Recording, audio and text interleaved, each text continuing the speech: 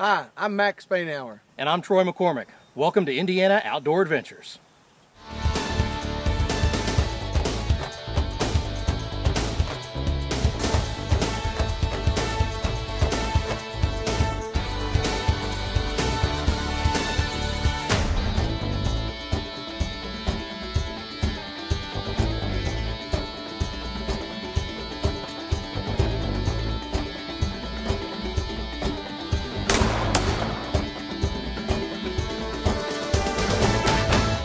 This evening we're at Jasper-Pulaski Fish and Wildlife Area, where we've got Sandhill Cranes coming in on their migration. They're coming in the background here, and they're settling in a goose pasture out here to kind of get together and socialize a little bit before going off into the swamp and wetland areas to spend the night. So we're going to watch a little bit tonight, and they'll be back tomorrow in the daylight to see them again as they come back into the fields to get ready to go out and eat. Stay tuned and let's watch some more action with the Sandhill Cranes of Jasper-Pulaski.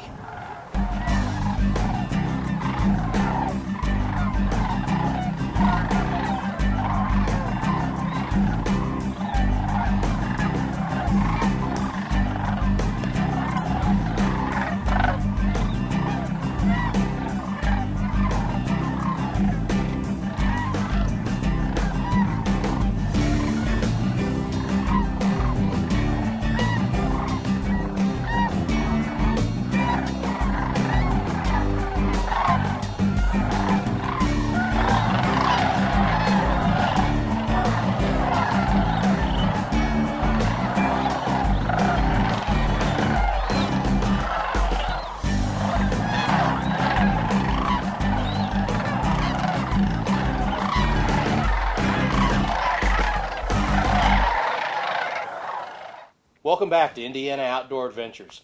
This afternoon I'm at Jasper-Pulaski Fish and Wildlife Area at the intersection of Jasper County and Pulaski County in northwestern Indiana. And joining me is Jim Bergens, the property manager here at the Fish and Wildlife property. And you know, I always think of JP as the place for Sandhill Cranes. Yes, we've become quite famous for the Sandhill Crane migration, but our main job is to provide hunting opportunities for Indiana hunters. And you've got deer hunting and waterfowl. What all do you have? Yes, the main habitat is woodland intermixed with wetland, so the woodland game species are popular deer, turkey, squirrel, and then waterfowl and geese. Great. Now, of course, I, as well as probably thousands of others, came to see the Sandhill Cranes. Tell me just a little bit, I don't know, I want to know a little bit about Sandhill Cranes. I know there's a lot of different species, subspecies of cranes. What's the uniqueness of the species that's here, and why do they come here? Okay, well, that could take quite a while to answer, but see if we can put see if we can put it in a nutshell. The population of Sandhill Cranes that come through Indiana and Jasper-Pulaski are referred to as the eastern population of the greater Sandhill Crane. And at one time they were in very small numbers, but because of habitat protection in the beginning primarily in the 30s, the population began to increase again, and the Sandhill Crane, fortunately for us and them, was one of the species that was able to adapt to the things that man did in the environment. And they were at their lowest numbers probably in the 1930s, and some biologists estimate that there were only 300 pairs then. Of the Sandhill Cranes? Of this eastern population of the greater Sandhill And this crane. is the greater, because there's the lesser Sandhill crane, there's whooping cranes, there's what? How many different species of cranes are there? Well, worldwide there's 15 species of cranes, and almost all of them are endangered or threatened in some means. The most endangered, at least in terms of numbers, is the whooping crane, which is here in North America. There's other cranes in Africa and Asia that are more there's more numbers, but they're more threatened because of the loss of habitat. Sure, sure. Do we have any kind of special classification for the greater sandhills that we have here at JP? Yes, well, you mentioned, Troy, that they were the greater Sandhill Cranes, which would indicate that there must be something that is lesser. And so there is a lesser sandhill crane. They're actually the same species. They're what biologists refer to as subspecies. And the greater is quite a bit bigger. They weigh 10 to 12 pounds, and the lesser's 5 to 6 pounds. And so they're much smaller. But the lesser is much more numerous. There are hundreds of thousands of lesser sandhill cranes, and they're probably the most famous because they have a major staging and concentration along the Platte River in Nebraska in the spring. But the cranes that we see from central and southern Indiana flying overhead during deer season are the greater sandhill cranes, and probably migrating from Wisconsin, Canada. Where are they heading? Yes, the population, the core nesting area is in Wisconsin, and that's where, when the population began to increase, they spread out from there. So they nest in Wisconsin, Minnesota, Michigan, and a little bit into southern Canada, Ontario, and Manitoba. And then they funnel through northwestern Indiana. And if you were to draw a line, they're on their way to Florida, which is the main concentration for the wintering area, although that is changing. But if you were to draw a line from central Wisconsin to central Florida, that's kind of the route. That's the route, and here's Jasper-Pulaski is right underneath that. Well, why do they come here in such concentrations, though? Well, it's based on their behavior and that we have the right habitat. Now, at the time the sandhill crane population was increasing, we were also reestablishing one of our problem species now, the giant Canada goose. And that is the non-migratory subspecies of the Canada goose. And at one time, they were thought to be extinct. And lo and behold, they're everywhere now. They discovered that they weren't. And so the various states in the Midwest began reintroduction programs. And that's one of our success stories. Well, that's over the top success in some places. Sure. But we've got this wonderful combination of picked cornfields this time of year for a food source. We've got wetlands, swampy areas, marshes that the birds like to roost in at night. And we've talked about concentrations, but tell everybody about what kind of concentrations of birds we have here. Well, it varies from year to year, largely based on weather and on the behavior of the birds. Their migration pattern appears to be changing. We've had peak populations here of excess of 30,000. Wow. But that seems to be dwindling. The cranes are using a much wider area for their migration, and they've also developed other wintering areas. Now, last night we were filming at a place called Goose Pasture, where you've got this wonderful public observation area. And there were thousands of sandhill cranes out there. Tell me about how you go about counting them and maybe how many of them we have out there right now. Okay, well, the population right now in migration is somewhere, I would guess, between 10 and 15,000. Okay. We just counted this morning. We haven't been able to put those numbers together.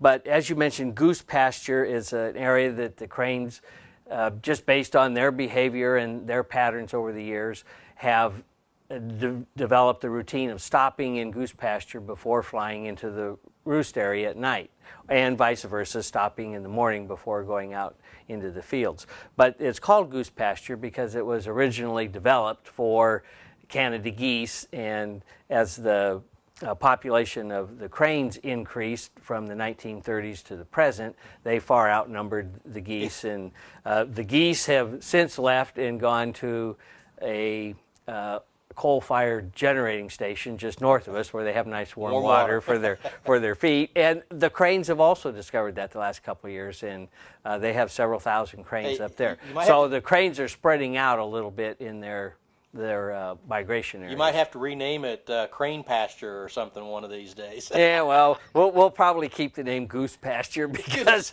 good historic name. Everybody knows it. But Cave Country Canoes, located in the heart of Indiana's Cave Country, offers a variety of canoe rental trips, from half-day outings for beginners to 2-day adventures for the more experienced enthusiast.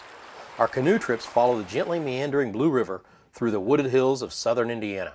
Abundant wildlife and great fishing opportunities abound. Go to cavecountrycanoes.com for more information about our canoe and kayak trips. Your next adventure is just a paddle away. At Timber Sales and Management, We help landowners meet their forest and wildlife management goals through various management services, from timber management to wildlife food plots to specialized plantings. So whether you are managing your property for high-quality timber production or high-quality wildlife production, give Dave Powell at Timber Sales and Management a call. He is a Quality Deer Management Association member, and he promotes quality deer management by being the only land certification program inspector in Indiana. Hillbilly Custom Game Calls, offering the finest and precision-made diaphragm mouth calls for wild turkey hunting. Each call is handmade and gauge-stretched for exact tension each and every time. Select from double and triple reed calls like you've never heard before. We also have an assortment of handmade wood box calls, glass and slate top pot calls, and predator calls that will make us your source for all of your custom game call needs.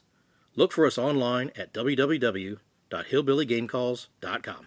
Sugar Camp Lodge offers some of Indiana's finest trophy deer and wild turkey hunting opportunities. We have 400 acres of woods, marshes, and farmland that provides amazing habitats to hunt. You'll enjoy great meals and accommodations in our beautifully remodeled 1850s lodge. Sugar Camp Lodge is available for meetings, get-togethers, and special occasions. Visit us online at www.sugarcamplodge.com for more information and to book your next hunting adventure. Life Essentials in Brookston, Indiana provides the products you need to become more independent. Products like our Journeyman wheelchair provide all-terrain access for the hunter and all-around outdoorsman. Every year, thousands of people are born with or acquire disabilities. Whether your special needs are for residential, commercial, agricultural, or just enjoying the outdoors once again, we customize our lifts and mobility products to fit your needs. We're raising you to new heights. Call today and we'll work with you to take back your life. After serving our country, serious injury shouldn't prevent our veterans from enjoying life. Paralyzed Veterans of America works with veterans to ensure that their health care and benefit needs are met, provides assistance with career needs, and offers challenging and rewarding activities. The Kentucky and Indiana chapter of PVA is proud to provide adaptive sports for members that includes hunting, fishing, trap and skeet shooting, bowling, and billiards. Visit us online to learn more about Paralyzed Veterans of America. Looking for adventure? Marengo Cave has it all. Explore the underground wonders of Marengo Cave with our 2 easy walking tours, or go on an adventurous cave exploring trip with hard hats and lots of mud. Kids will love discovering gemstones at the Cave Springs mining flume.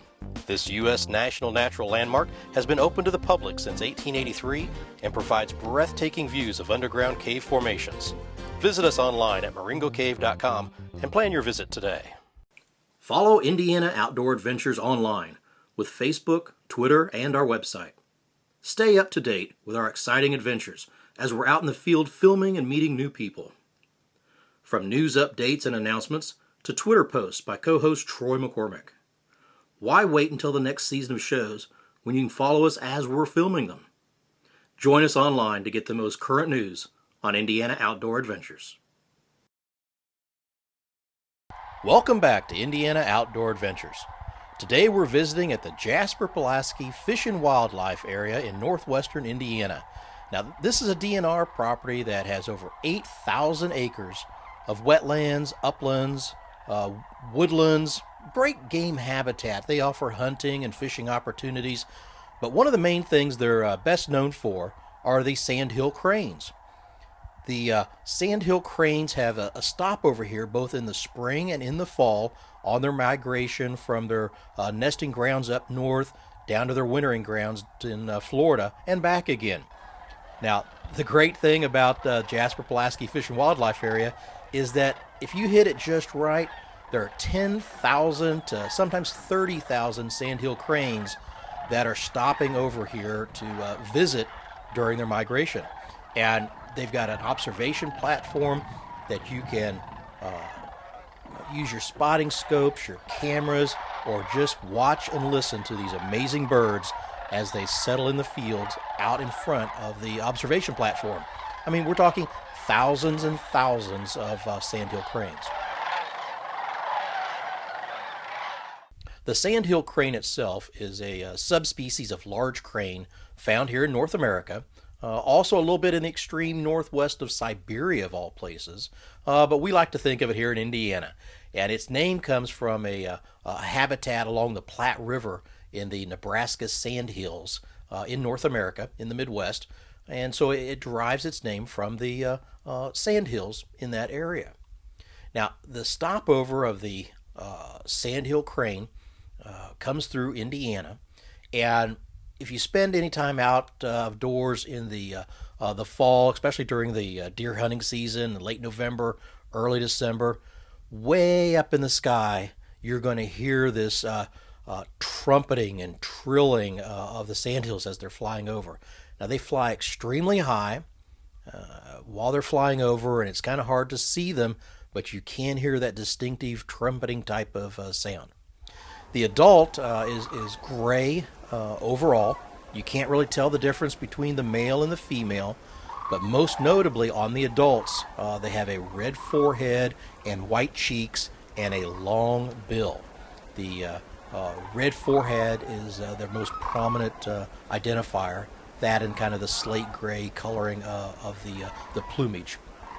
The immature birds have a little more reddish brown underparts and gray underparts. Like I said, the sexes are hard to distinguish between them, but you can tell the difference between the immatures and the matures, most prominently because of that red coloring on the forehead. Well, let's go back and talk a little bit more with the property manager here at Jasper-Pulaski and find out more information on the Sandhill Cranes here in Indiana. Now, how long has the viewing platform been there? Because that was a wonderful facility for it's handicap accessible. It's got a small covered area to get out of the wind and rain a little bit. How long has that been there? It's been there since the 1980s. The original observation area was built in the middle 1970s, and as the number of cranes and viewers increased, the tower increased also. So it's actually the present facility was built in 3 different stages. I mean, we had 20, 25 mile an hour winds. It was cold. It was low 30 temperature, and we still had a dozen people all bundled up with spotting scopes, cameras, and they made the trek out there to watch the cranes.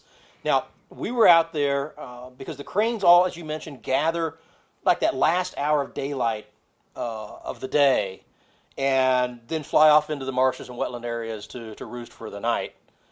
And then in the morning, they kind of all come back in together and socialize. So another good viewing time is at daybreak. Yes, it is. It's not quite as many, but it depends on the day. For instance, today there were quite a few cranes in the field, and that was probably because of the weather, the wind and the rain. Yeah, we got a lot of wind and a lot of rain. Now, from there, during the day, they go out into farm fields, picked cornfields surrounding the areas, and they're out in small flocks of 6 to maybe 500. They're still socializing, but they're feeding and kind of spending the day out off of the properties. Right, Troy, that's part of their routine. Today, they feed primarily in the fall on agricultural areas.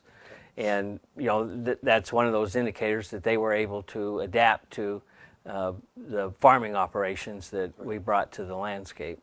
Jim, I want to talk just for a minute about the kind of a unique thing you might see the birds doing, because they like to dance. Now, as I understand it, the birds that their dance consists of jumping up into the air, spreading their wings. They do a bow, and these are the juveniles, kind of courtship dancing. Is that correct? Well, it's both the juveniles haven't learned that behavior yet. Okay. These are the adults or subadults that are in the process of forming pair bonds, and all of what we call dancing, because we have to put a name on everything.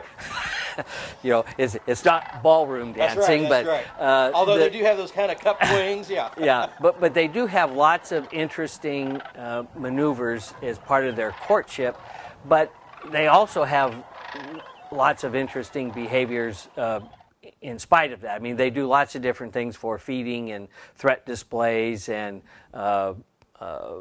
the communication of danger, but probably the most famous is what we call the dance, where the one bird will pick up a clod of dirt or a root wad or something, and they throw it back up over their shoulder, and they jump and spread their wings and bow to each other, and probably their most famous call is what is now named the unison call, because the cranes actually call in unison, and they do it all year long, but it's more predominant in the late winter and spring when they're actually in courtship and getting ready to nest. But the birds will be almost mirror images of each other, and they bugle is another description of their call, but what they bugle in unison, so it's called the unison call.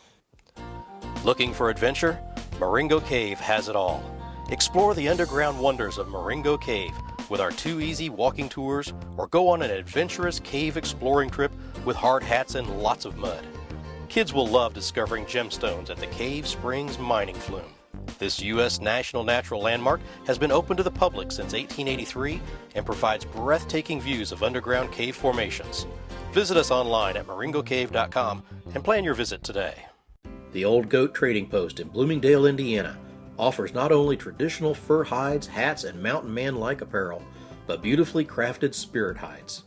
Artistically sculpted from elk, moose, deer, and buffalo hides, they are the perfect wall hanging for your home or vacation cabin.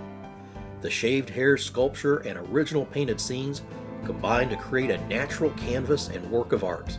Visit www.oldgoattrading.com for more information.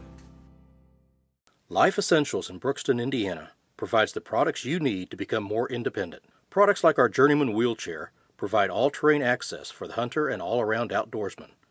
Every year, thousands of people are born with or acquire disabilities. Whether your special needs are for residential, commercial, agricultural, or just enjoying the outdoors once again, we customize our lifts and mobility products to fit your needs.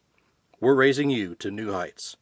Call today and we'll work with you to take back your life. After serving our country, serious injury shouldn't prevent our veterans from enjoying life.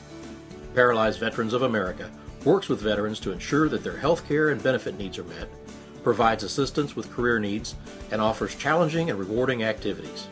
The Kentucky and Indiana chapter of PVA is proud to provide adaptive sports for members that includes hunting, fishing, trap and skeet shooting, bowling, and billiards. Visit us online to learn more about Paralyzed Veterans of America. Lawrence County is an unexpected destination found in the heart of southern Indiana rolling hills, offering recreational landscapes, a rich limestone heritage, and unique outdoor experiences. This area is limestone country, well known for limestone quarries and stone carving heritage. It's also the home of Spring Mill State Park, geocaches, the scenic East Fork of the White River, and underground caverns. Plan your adventure at limestonecountry.com or call 800-798-0769. At Timber Sales and Management, we help landowners meet their forest and wildlife management goals through various management services, from timber management to wildlife food plots to specialized plantings. So whether you are managing your property for high-quality timber production or high-quality wildlife production, give Dave Powell at Timber Sales and Management a call. He is a Quality Deer Management Association member, and he promotes quality deer management by being the only land certification program inspector in Indiana.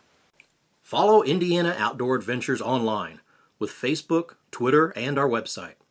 Stay up to date with our exciting adventures as we're out in the field filming and meeting new people. From news updates and announcements to Twitter posts by co-host Troy McCormick. Why wait until the next season of shows when you can follow us as we're filming them? Join us online to get the most current news on Indiana Outdoor Adventures.